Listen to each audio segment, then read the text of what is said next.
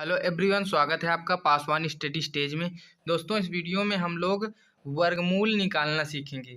वर्गमूल निकालने की दो विधियां होती हैं, एक होती है गुणनखंड विधि और दूसरी होती है भागफल विधि। तो भागफल विधि जो होती है वो थोड़ा कठिन है, इसलिए हम आपको गुणनखंड विधि से वर्गमूल निकालना सिखाते हैं। देखिए, पहले संख्या को लिख लिया जाता है, फिर उसके बाद हम इसमें जो है कम से कम संख्या से भाग देते हैं। तो सबसे छोटी संख्या, अगर हम भाग देने वाली संख्या की बात करें तो सबसे छोटी 2 होती है।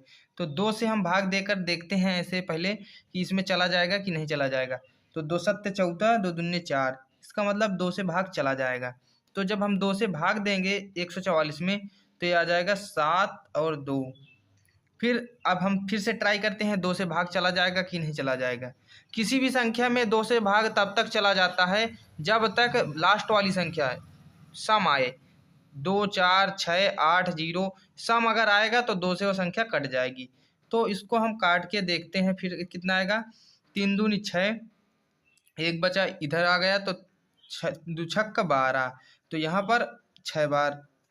अब इसको फिर से काटते हैं 2 से, फिर कट जाएगा।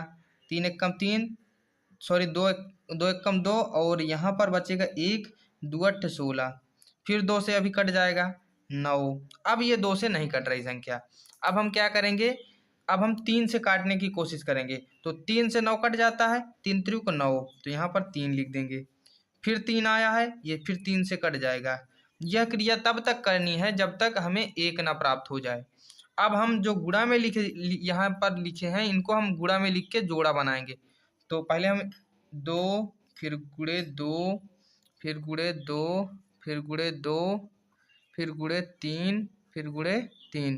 ये जो है पूरी संख्याओं को हम गुणा में लिख लेंगे। अब इसके बाद क्या करेंगे, 2 2 का जोड़ा बनाएंगे। एक ये जोड़ा बन गया, एक ये जोड़ा बन गया, और एक ये जोड़ा बन गया। तो हम देख रहे हैं, पहले 2 का जोड़ा 1 बना, फिर 2 का जोड़ा 1 बना, फिर 3 का जोड़ा 1 बना। तो इतना लिख देंगे। अब हम इसको गुणा करके लिख देंगे कितना इसका उत्तर आता है। तो 2 दूनी 4, चरते 12। तो यहाँ पर जो आएगा 12 आ जाएगा। आपको जोड़ों में से केवल एक ही बार लिखना है। जैसे हमने इसमें 2 गुणे 2 लिखा था, तो यहाँ पर हम एक बार 2 लिखेंगे। फिर आगे वाला 2 गुणे 2, उसको भी एक ही बार लिखेंगे। जोड़ा को आपको एक बार लिखना होता है। जो इसका उत्तर आता है वही इसका वर्गमूल हो जाता है।